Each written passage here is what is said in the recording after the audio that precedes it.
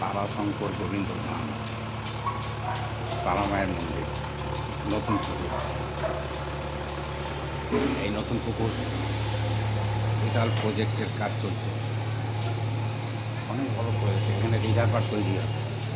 এইখানে এককালে স্নান করেছি, সাঁতার কেটেছি, ছেলেদের সাঁতার শিখিয়েছি। আজকে সব বিলুপ্ত। এখন এখানে রিজার্ভার হবে জল সাপ্লাইয়ের জন্য, তারই বিশাল কনস্ট্রাকশান চলছে।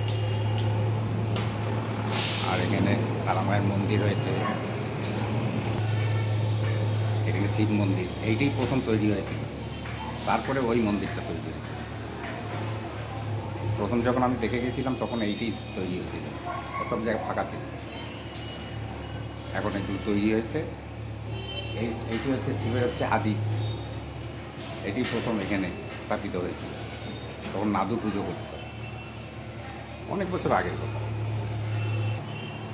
আর সেই পুরনো ছোট্ট বটগাছটা আজকে কত বিশাল আকার ধারণ করেছে,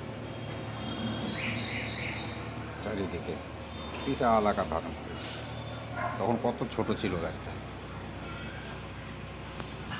আর এই হনুমানজির মন্দির, এটা কোনো ভক্ত বানিয়ে দিয়েছেন।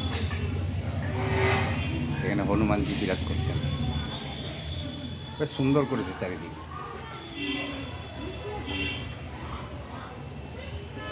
বেশ শান্ত নিরিবিলি।